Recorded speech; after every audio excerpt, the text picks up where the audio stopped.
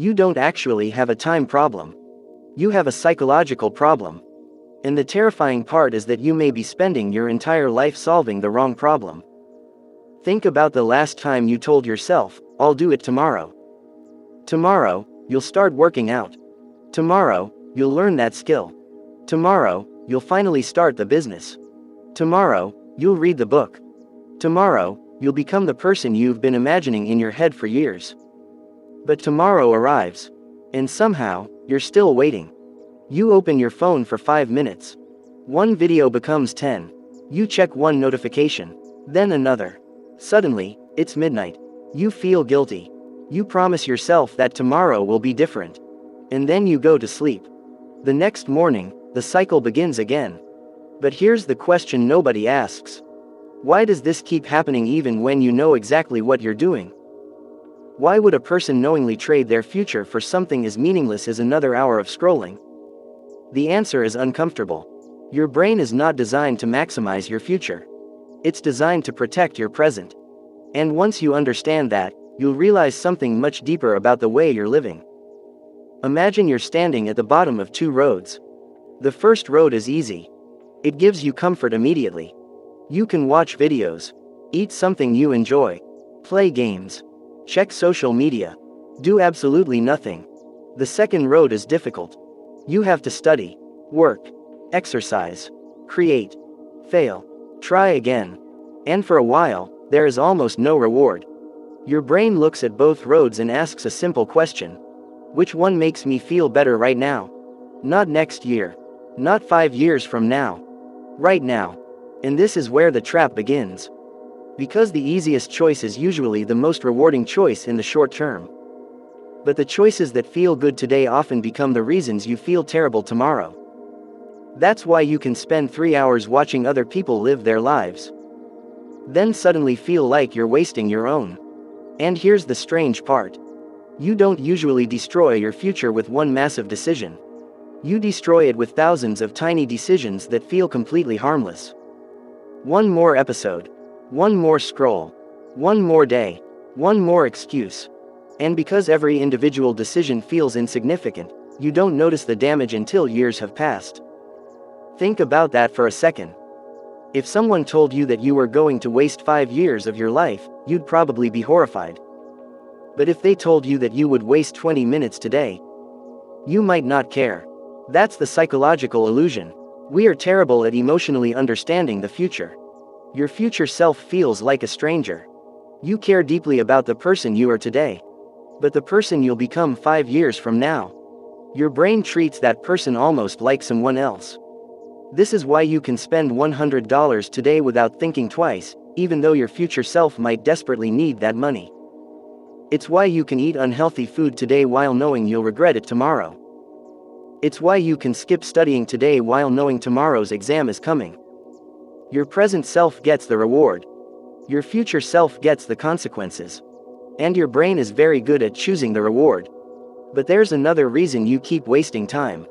And this one is even more dangerous. You're addicted to feeling like you're making progress, without actually making progress. You watch videos about productivity. You save motivational quotes. You research the best productivity system. You download a new habit tracker. You plan your perfect morning routine. And for a moment, you feel productive. But nothing has actually changed. This is called productive procrastination. You're not avoiding the idea of success. You're avoiding the uncomfortable process required to achieve it. Because thinking about becoming successful feels good. Actually becoming successful is often boring. It's repetition. It's doing the same thing when nobody is watching. It's practicing when you're still terrible. It's publishing something that might get ignored. It's working for months without knowing whether it will work. And your brain hates uncertainty. So it gives you a clever alternative. It tells you to prepare forever. Learn a little more. Wait until you're ready. Research one more thing. Start when the timing is perfect. But perfection is often just procrastination wearing a nice suit. And this leads to one of the biggest reasons people waste their lives. They confuse preparation with progress. Imagine 2 people who want to start a YouTube channel. Person A spends 6 months researching cameras, microphones, editing software, algorithms, thumbnails, and strategies. Person B starts with a cheap microphone and makes terrible videos. After 6 months, Person A knows everything about starting. Person B has 6 months of experience. One has knowledge. The other has momentum. And momentum is something your brain desperately needs. Because the hardest part of almost anything isn't continuing. It's starting. The first workout. The first page. The first video. The first dollar. The first attempt. The first uncomfortable conversation. Your brain creates resistance before the action begins. But something interesting happens once you start. The resistance often disappears.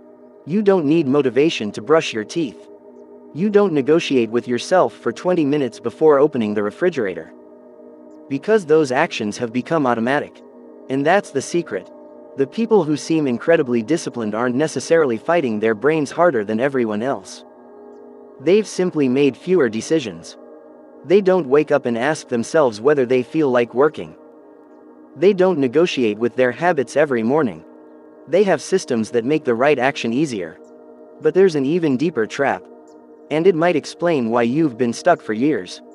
You may have built an identity around being someone who could become successful. Notice the difference. I could start a business. I could get in shape. I could become a writer. I could learn another language. I could become financially independent. The word could feels powerful. Because it protects you from failure. As long as you haven't started, you can still imagine yourself becoming anything. But the moment you actually begin, reality appears. You might discover you're not as talented as you hoped. You might fail. People might judge you. Your first attempt might be embarrassing. And suddenly, the fantasy is gone. This is why some people unconsciously prefer dreaming about their future over building it. The dream has no risk. Reality does. But here's the brutal truth. Every year you spend protecting yourself from failure is also a year you're protecting yourself from success. Because you can't have one without the other. And while you're waiting to feel ready, someone less talented is already doing the thing you're afraid to start. Not because they're smarter. Not because they're more confident. They simply accepted something you haven't. That the first version will be bad. The first attempt will be uncomfortable. And that's okay. Because your life doesn't change when you finally feel motivated. It changes when your behavior finally becomes different. So how do you escape the cycle? Not by making another giant plan. Not by promising yourself that you'll completely transform tomorrow. That approach usually fails because you're trying to become a completely different person overnight. Instead, make the smallest possible move that proves to your brain that you're no longer the same person. If you want to write 1 paragraph. If you want to exercise, do 5 minutes. If you want to start a business, create the first simple version. If you want to learn something, spend 10 minutes practicing. The goal isn't to finish. The goal is to begin. Because once you begin, something changes. You stop being someone who is thinking about doing it. You become someone who does it. And identity is powerful. Every small action becomes evidence. One workout says, I'm someone who exercises. One page says, I'm someone who writes. One video says, I'm someone who creates. One difficult decision says, I'm someone who can tolerate discomfort. And slowly, your identity begins to change. But remember the most important thing. Your life is not being decided by the big moments you imagine. It's being decided by the ordinary moments you barely notice. The moment you choose the phone. Or choose the work. The moment you say, tomorrow. Or say, 5 minutes now. The moment you close the book. Or read one more page. Those moments don't feel important. But they are. Because your future is simply the accumulated result of what you repeatedly do when nobody is forcing you to do anything. So the next time you feel like you're wasting your life, don't ask yourself, how do I fix my entire life? Ask a smaller question. What is one thing I can do in the next 5 minutes that my future self will thank me for? Then do it. Not tomorrow. Not when you're ready. Not when you're motivated. Now. Because one day, you'll look back at your life and realize something terrifying. You didn't lose your time all at once. You lost it one ordinary day at a time. And the days you thought didn't matter were the days that became your life.